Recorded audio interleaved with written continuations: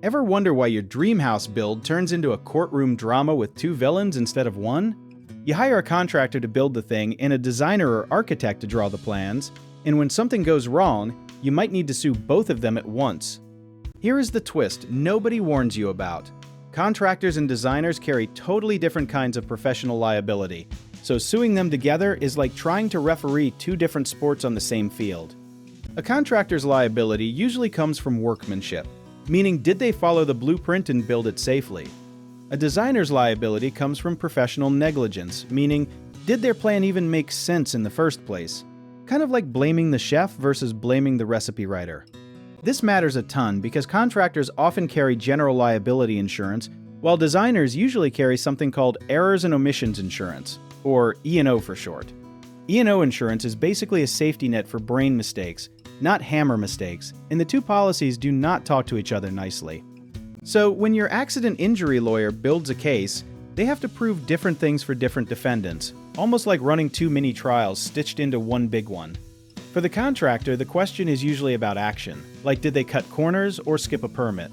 For the designer, the question is usually about judgment, like did they specify the wrong support beam or miscalculate a load? You can see how a jury might get a little dizzy trying to keep both storylines straight, kind of like watching two different soap operas that accidentally merged into one show. Here's a common misunderstanding you should shake off right now.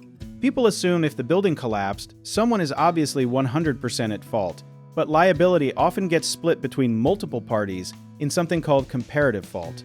That means the contractor might be found 40% responsible and the designer 60% responsible, or any split a jury decides fits the evidence. This is why smart lawyers do not just point fingers, they build a timeline showing exactly who touched what and when, almost like assembling a very boring but very important true crime documentary. Another wrinkle is something called the economic loss rule, which in plain English means you sometimes cannot sue a designer for pure financial damage if there was no actual injury or property destruction involved. This rule exists so people do not turn every disappointing kitchen remodel into a lawsuit, because otherwise courts would be buried alive in complaints about ugly countertops.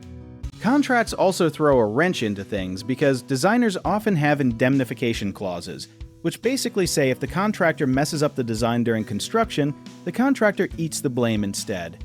Reading these clauses feels like reading the terms and conditions on a phone app, except this time, skipping past it can cost someone their entire savings. There is also the licensing angle, since designers and architects are regulated by state boards a bit like doctors are regulated by medical boards. If a designer's plan violates a building code, that violation can become powerful evidence of negligence, almost like finding a smoking gun, except the gun is a poorly drawn blueprint. Preparation is everything here, and a good lawyer gathers permit records, correspondence, and even text messages between the contractor and designer to show who knew what and when. Think of it like putting together a puzzle where some pieces were deliberately hidden under the couch cushions by people hoping nobody would look. At the end of the day, suing designers alongside contractors is not about picking a villain. It is about mapping out where professional judgment failed and where hands-on labor failed. Both threads matter, and untangling them usually decides who pays and how much. So the next time you hear about a lawsuit involving both a builder and a designer, you will know it is basically two different trials wearing a trench coat pretending to be one. Do you want to learn more about how we help people navigate cases like this? Check out our links in the description.